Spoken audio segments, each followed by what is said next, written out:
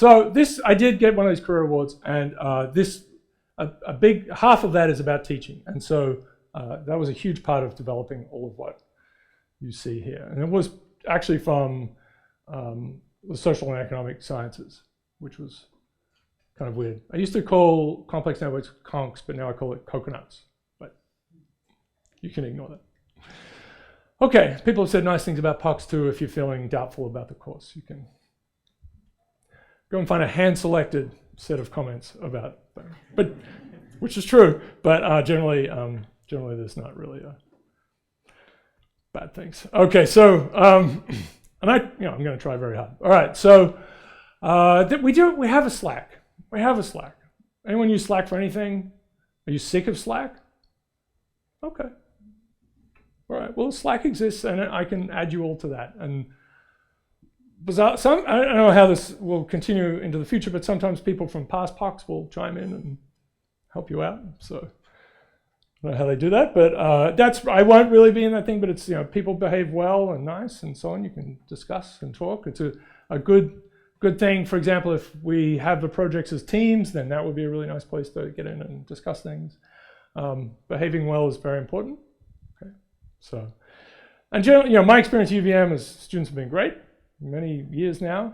I will say in this course last year, there was sort of one character, I think I can say that, who was just not very nice, basically. So I've kind of had to change the way I frame things a little bit, so I've had to say, just don't be really crude when you give a talk, for example, because I presume people wouldn't do that. So that's usually where really weird laws and so on come from. There's one guy who did this, and you're like, thanks.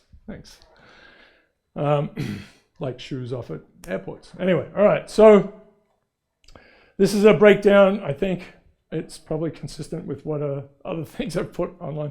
Going to be about 10 assignments. These are serious things.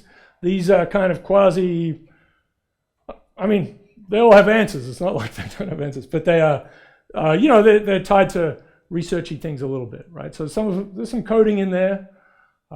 Which took a little while to build in. It started as a math course, but now it's a course. So there's some coding pieces, some math, some various things. But I do, like I said, I come from the physics background, so most of science is like this. You want to understand why things are the way they are, right? What's the story? You want to understand the way things are. And we do live in this time of black boxes. Like the deep learning business and all this sort of thing, neural networks is great, very powerful. You can do all sorts of things, but over and over again, we can't understand them, right? And then, of course, we get into some things that become quite publicly well known. Bias in algorithms and bad things happening.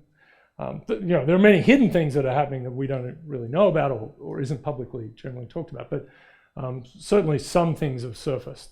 So it's a difficult business, but we're sort of bound in a little way to this, the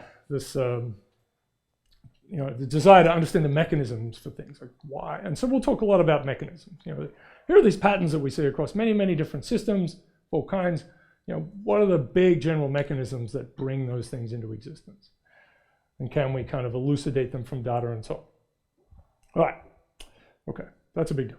So the projects I'm gonna, depending on the team number, after a couple of weeks, I'm going to have to think about how we'll do this, but it might be good to have small teams is kind of what I've been working towards. It used to be all just one person, but teams are good. All right, this is how grading works, same as if you've been in my course before. 3 if it's basically right, 2 if you need revisions, and you can think of it like each question is like a paper. 0 biscuits if you made a total mess. But that's easy. It's the grading works on both ends, right?